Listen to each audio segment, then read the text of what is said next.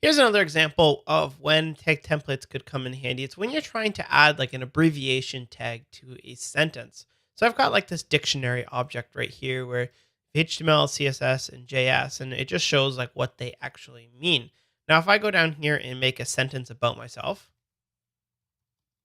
I'll say, hello, my name is, and I want to pop in the first, and I want to pop in the last, and I love to code. Now, I don't have variables for HTML, CSS, and JS, but what you can do to make them interpolated is just pass a string HTML, CSS, and JS. And now, just because I pass them a string and not a variable, they are still going to show up when we have that tag template. So I am going to just pop this into, I've got this bio right here. I'm going to show you another way. Instead of just popping it right into the body, let's show you how I might create an element. So I'm going to say const bio equals query selector. I'm going to create a paragraph element. And I'm going to set the inside of that paragraph to be the sentence, append it. Now we go to our HTML here. See, hello, my name is Wes Boston. I love to go to HTML, CSS, and JS. Now, how do we get it so that when I hover any of these variables, if there is a dictionary item for that variable or for that thing that was passed in, that it will then show up. And that's where we can get a tagged template. So I'm going to make a function here called add abbreviations. I copy paste it in there, so I do not know how to spell abbreviation. And in this, where it's going to be a little bit different than the last one that we did, because I want to make a new array of not just the values, because the values is going to give me Wes, Boss, HTML, CSS, and JS, but I want an array of values that if there's an abbreviation, I want them wrapped in an ABBR tag. So what I'm going to say is const abbreviated. And I'm going to take the regular values and map over them and return a new array of the values. So we'll say for each value, now we're going to check if there is a value in the dictionary. So we'll say if the dictionary has an item for that specific value. So if there's a value of Wes, is there going to be a value of Wes? No, there's not. It's just going to skip over that. Is there a value of HTML? So if the dictionary has an HTML key, yes, there is. There is one. So we're just using a variable there. But if that is true, then we are going to return the abbreviation tag, which is ABBR. And the title of that abbreviation tag is going to be the dictionary item with that key of HTML, CSS, or JS. And then inside of the abbreviation tag, we are going to return just the value there.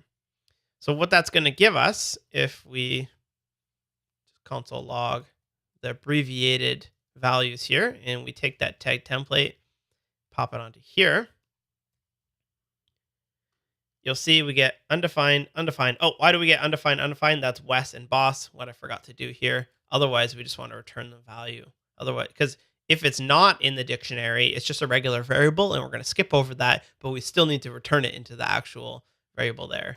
So here we go, Wes, Boss. Now, each of our values array is now abbreviation tags that have been created for us. Cool. So now we're not working with the values array anymore. We're going to be working with this new abbreviated tag.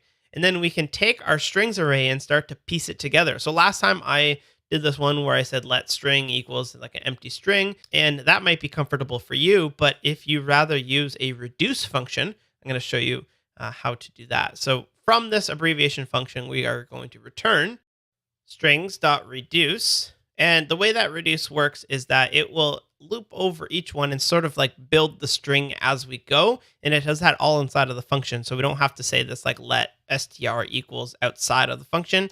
The whole thing is nice and tidy inside of a single reduce function. So reduce takes two things. It takes a function and it takes what do you start with. So we're going to start with an empty string. And then the actual function that we want to run is going to be an anonymous function, which gives us sentence, which is going to be whatever the previous one was. In the first one, it's going to be a blank string. It's going to give us the actual string and the index for that one. And I'm going to use an arrow function with a block here. And from that, we return. We're gonna kind of like build this entire thing together. We want to take the existing sentence, which is going to be like whatever it was from the last iteration. We are going to tack on the string.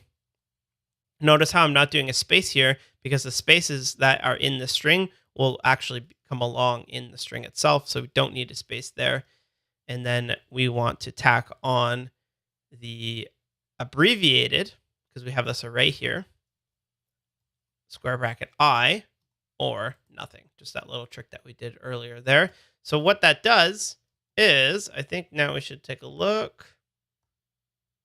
String is not defined. Uh-oh. Where is that? Oh, strings S. Strings.reduce. There we go. Hello, my name is Wes Boss. I love to code HTML. Hover over CSS and JS. If I inspect that, now our string here has been created with abbreviation tag. So that's a great example of when you might want to use it. You just have to tack on this add abbreviation, and it's going to externally go and look up your dictionary as well as do all of this messy function right here. And you just have to tack this one on in front of any time that you use it.